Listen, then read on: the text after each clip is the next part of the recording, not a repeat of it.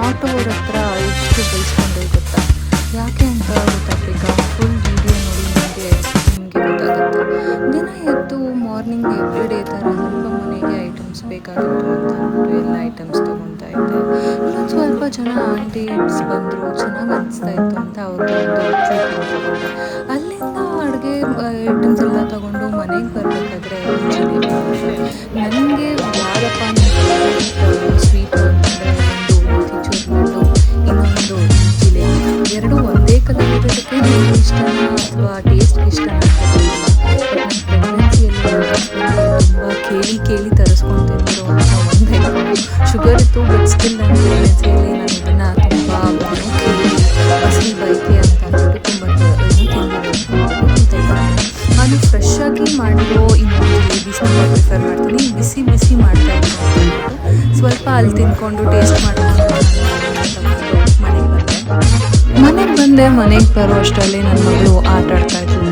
ಏನಮ್ಮ ಆಟಾಡ್ತಾ ಇದೆಯಾ ಅಂದರೆ ಅನ್ನ ಸಾರು ಮಾಡ್ತಾಯಿದ್ದೀನಿ ಅಂತ ಅಂದ್ಲು. ಏನು ಐಟಮ್ಸು ನೀನು ಅನ್ನ ಸಾರು ಮಾಡೋಕ್ಕೆ ಅಂತ ಅಂದರೆ ಈ ಸೂರ್ಯನ ಕಿರಣ ಇದೆಯಲ್ಲ ಅದನ್ನೇ ಸ್ಕೂಪ್ ಮಾಡಿಕೊಂಡು ನಾನು ಅನ್ನ ಸಾರು ಮಾಡ್ತಾಯಿದ್ದೀನಿ ಅಂತ ಅಂದ್ಲು. ಮಕ್ಕಳ ಆಟನೇ ಇಷ್ಟಲ್ವಾ, ಏನಿರುತ್ತೋ ಅದರಲ್ಲೇ ಆಟ ಆಡೋದು.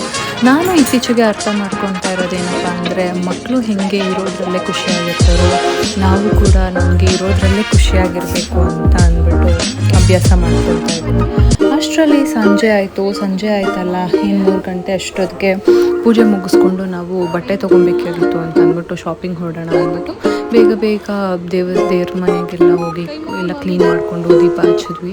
ದೀಪ ಹಚ್ಚಾದ್ಮೇಲೆ ನನ್ನ ಮಗಳು ಎವ್ರಿ ಟೈಮ್ ಈ ಥರ ಕೂತ್ಕೊಂಡಾಳೆ. ಅವಳದೊಂಚೂರು ಕ್ಲಿಪ್ಪಿಂಗ್ ತೊಗೊಂಡು ಅವಳ ಡ್ರೆಸ್ ಇದು ಹಾಕ್ತೆ. ಯಾಕೋ ಈ ಡ್ರೆಸ್ ನನಗೆ ಇಷ್ಟ ಆಗಿಲ್ಲ. ಮತ್ತು ಅವಳಿಗೆ ಡ್ರೆಸ್ ಚೇಂಜ್ ಮಾಡಿಕೊಂಡು ನಾವು ಆಟೋ ಬುಕ್ ಮಾಡಿಕೊಂಡು ಹೊರಟ್ವಿ. ಅಲ್ಲಿಂದ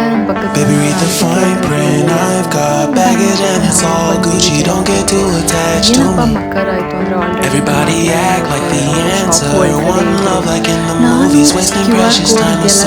ಕ್ಯಾಶ್ ತಂದಿರಲಿಲ್ಲ. ಆದರೆ ದುಡ್ಡು ಕೊಡೋಕ್ಕೆ ಅಷ್ಟು ಸಫಿಷಿಯೆಂಟ್ ಕ್ಯಾಶ್ ಇರಲಿಲ್ಲ. ಒಂಥರ ಹಿಂಸೆ ಆಗಿಬಿಟ್ಟು ಆಂಟಿಗೆ ವಾಪಸ್ ಬರೋಕ್ಕೆ ಹೇಳಿ ನಾವು ಅವ್ರ ಹತ್ರ ಅವ್ರಿಗೆ ದುಡ್ಡು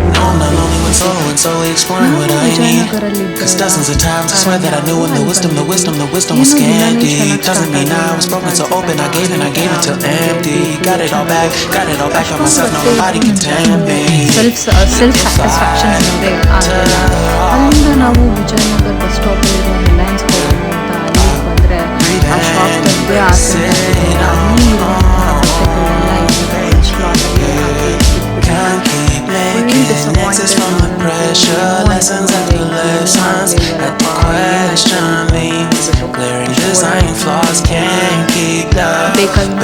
ಸಿಗಲಿಲ್ವಾ ಅಂತ ಬೇಜಾರು ಮಾಡ್ಕೊತಾ ಇದ್ದೆ. ಈಚೆ ಕಡೆ ಬಂದ್ವಿ, ಸ್ವಲ್ಪ ಮೈಂಡ್ ಫ್ರೆಶ್ ಮಾಡ್ಕೊಳ್ಳೋಣ ಅಂತ ಸ್ನ್ಯಾಕ್ಸ್ ತಿನ್ನೋಣ ಅಂತ ಇಲ್ಲಿ ಬಂದರೆ ತುಂಬ ಐಟಮ್ಸ್ ಏನೋ ಅವೈಲೇಬಲ್ ಇತ್ತು. ಇಡ್ಲಿ, ಪೂರಿ, ಮಸಾಲೆ ದೋಸೆ, ಪಾನಿಪೂರಿ ಎಲ್ಲನೂ ಇತ್ತು. ನಾವು ಟ್ರೈ ಮಾಡೋಣ ಅಂತ ಅಂದ್ಬಿಟ್ಟು ಇಲ್ಲಿ ಮಸಾಲ ಪಾನಿಪೂರಿ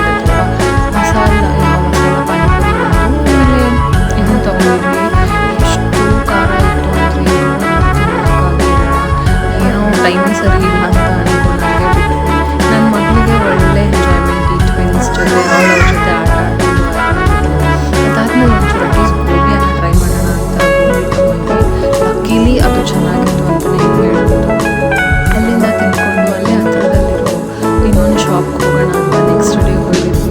ಅಲ್ಲೂ ಸ್ವಲ್ಪ ಡಿಸಪಾಯಿಂಟ್ ಆಯಿತು. ಏನೋ ಫೈನಲೈಸ್ ಮಾಡಲಿಲ್ಲ. 45 ನೈಟಿ ತೊಗೊಂಡ್ವಿ ಅಷ್ಟೇ. ಅಲ್ಲಿ ನೈಟಿ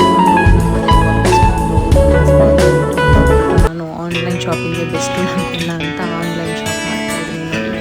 ನಿಮಗೂ ಈ ಥರ ಆಗಿದ್ದರೆ ನನಗೆ ಕಮೆಂಟ್ಸಲ್ಲಿ ತಿಳಿಸ್ಕೊಡಿ. See you in the next vlog.